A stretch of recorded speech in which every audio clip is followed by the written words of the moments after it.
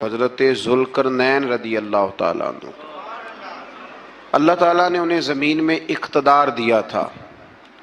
4 لوگ دنیا میں ایسے ہو چکے ہیں جنہیں اللہ تبارک و تعالیٰ نے پوری دنیا میں اقتدار دیا، ایک وقت میں پوری دنیا کا ایک ہی بادشاہ۔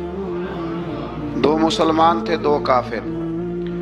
مسلمانوں میں حضرت سلیمان علیہ السلام اور جناب ذوالقرنین علیہ السلام، اور کافروں میں بخت نصر اور نمرود۔ یہ 2 لوگ ہیں جنہیں اللہ نے پوری دنیا میں اقتدار دیا، اور پھر اس کے بعد آنے والے وقت میں اللہ تعالیٰ امام مہدی کو سارا اقتدار عطا فرمائے گا پوری دنیا کا۔ حضرت ذوالقرنین کے بارے میں 2 روایات ہیں، ایک تو یہ ہے کہ وہ نبی تھے اور ایک یہ ہے کہ نہیں وہ ولی تھے، لیکن مجھے حضرت مولا علی شیر خدا رضی اللہ تعالیٰ عنہ کا قول ملا ہے جس میں آپ نے فرمایا ہے کہ نہیں وہ نبی نہیں تھے۔ تو اس لیے میرا نظریہ یہی ہے کہ وہ اللہ کے ایک نیک بندے تھے۔ اللہ نے انہیں پوری زمین میں اقتدار دیا۔ وہ ایک مہم پہ نکلے، ان کا ارادہ بنا کہ میں ذرا دنیا کا چکر لگاؤں، تو انہوں نے سفر شروع کیا کہ میں دیکھوں ذرا سورج غروب کہاں ہوتا ہے۔ تو فرماتے میں پہنچا، بڑا گیا، لیکن میں اس مقام تک پہنچ گیا جہاں سورج غروب ہوتا ہے، تو پھر میں نے دیکھا کہ ایک سیاہ کنواں ہے جس کے اندر جا کے وہ چھپ گیا ہے، لیکن رب کریم کی اس حقیقت تک میں پہنچ سکا نہیں۔ پھر آپ فرماتے ہیں کہ میں آگے نکلا تو مجھے ایک قوم کے بارے میں بتلایا گیا جو بڑی خونخوار قوم تھی، بڑی خونخوار، اس کو یاجوج اور ماجوج کہا جاتا ہے۔ یہ قوم اتنی خونخوار تھی کہ یہ درندوں کو بھی کھا جایا کرتے تھے، اتنے لمبے چوڑے ان کے قد تھے، اتنے زیادہ طاقتور تھے کہ سانپ اور بچھو بھی کھا جاتے تھے۔ یہ نکلا کرتے تھے سبزے کے دنوں میں تو ساری کھیتیاں اجاڑ جاتے تھے، ہر چیز تباہ کر جاتے تھے، حتیٰ کہ انسانوں تک کو کھا جاتے تھے۔ تو حضرت ذوالقرنین جب وہاں پہنچے، اللہ تبارک و تعالیٰ نے انہیں ان مظلوم لوگوں کا مددگار بنایا جن پر یاجوج اور ماجوج کی قوم ظلم کرتی تھی۔ انہوں نے آپ سے کہا کہ حضور مہربانی فرمائیں، اس قوم سے تو ہماری جان چھڑائیں۔ آپ نے فرمایا تم میری مدد کرو۔ انہوں نے کہا حضور کس طرح؟ فرمایا بس جسمانی طور پر میری مدد کرو۔ تو آپ نے پھر وہاں ایک دیوار بنائی، ایک دیوار، لوہا کاٹ کر، سیسا پگھلا کر، پتھر ڈال کر ایک بڑی موٹی تازی دیوار بنائی، اور اتنی اونچی بنائی، اور پھر اس کے چاروں جانب آگ جلائی تاکہ وہ لوہا اس طرح پگھل جائے کہ وہ دیواروں کے ساتھ چپک جائے، تاکہ کوئی آدمی پیر رکھنا چاہے تو پیر رکھ کے اس پہ چڑھ نہ سکے۔ آپ نے وہ دیوار بنائی۔ اب اس قوم کا حال یہ ہوا کہ وہ اس کے اندر قید ہیں، وہ صبح جب اٹھتے ہیں تو اس کو توڑنا شروع کرتے ہیں، توڑتے رہتے ہیں، تو جب شام ہوتی ہے تو ان میں سے ہر روز ایک شخص کہتا ہے اتنی رہنے دو، باقی کل کریں گے۔ لیکن جب وہ سویرے اٹھتے ہیں تو اللہ تعالیٰ اس دیوار کو پھر سے مضبوط فرما دیتا ہے۔ نبی کریم علیہ السلام نے فرمایا قرب قیامت میں ایک وقت آئے گا، قیامت کے قریب جا کے ایک ٹائم ایسا آئے گا کہ اس مخلوق میں سے ہی ایک شخص پکارے گا اور پکار کے کہے گا کہ اب سو جاؤ انشاءاللہ۔ اللہ ان کی زبان پہ جاری کہے گا اب سو جاؤ اور سویرے انشاءاللہ یہیں سے شروع کریں گے۔ تو فرمایا وہ چونکہ انشاءاللہ کہیں گے تو پھر اللہ تبارک و تعالی اگلے دن اس دیوار کو وہیں پہ رکھے گا جہاں رات کو انہوں نے اسے چھوڑا تھا۔ اگلے دن وہ توڑیں گے تو دیوار ساری ٹوٹ جائے گی، اور پھر اللہ تبارک و تعالی کا فضل ہوگا تو مسلمان کی طرف وہ بڑھیں گے، وہ قتل و غارت کریں گے، پھر سے وہی درندگی کریں گے۔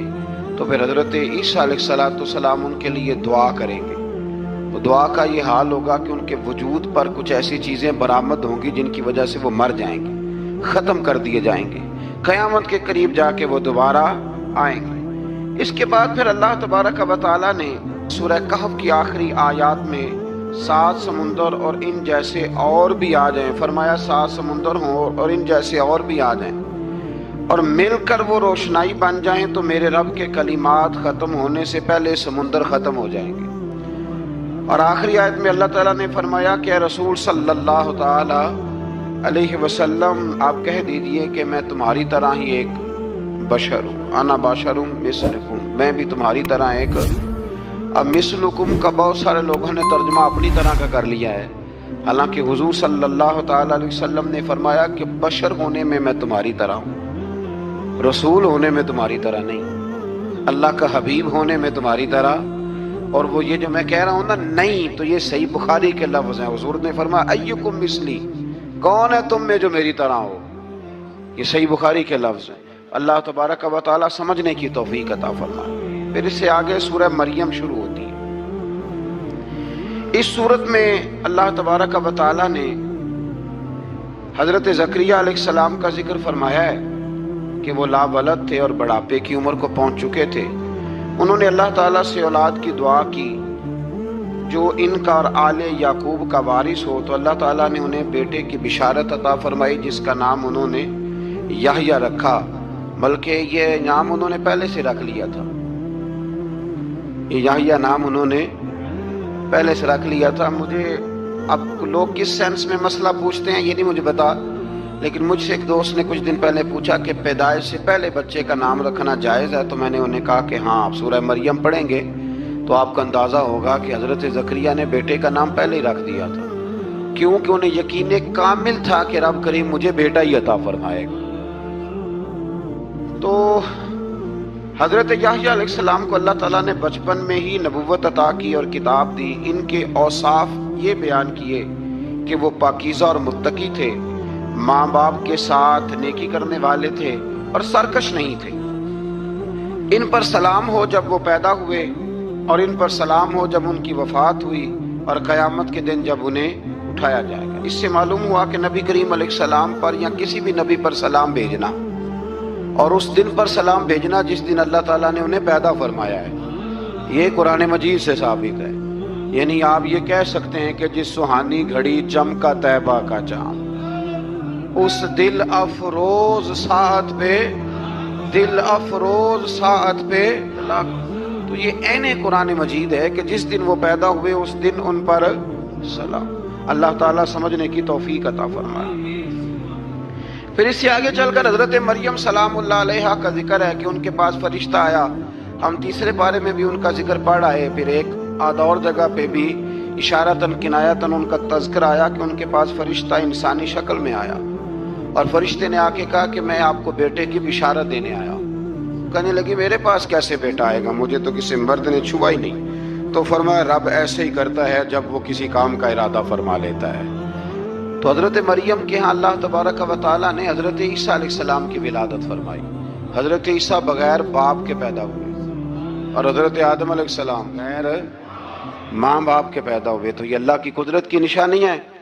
अब हज़रत ईसा अलैहिस्सलाम की जब विलादत हुई तो ये आपका मुजज़ा और हज़रत मरियम की करामत सामने आई कि आप एक खुश्क खजूर के नीचे बैठी तो अल्लाह ताला ने उसे सरसब्ज़ व शादाब कर दिया, और आप उसको हिलाती थी तो वो खजूरें गिरती थी। बड़ी परेशान थी आपके कौम के सामने, क्या मुंह लेके जाऊंगी, लोग क्या कहेंगे। लोगों के लिए इल्ज़ाम लगाना, प्रोपेगेंडा करना तो बड़ा ही आसान काम है। दो ही तो काम दुनिया में आसान है, एक बदगुमानी करना और एक गीबत करना।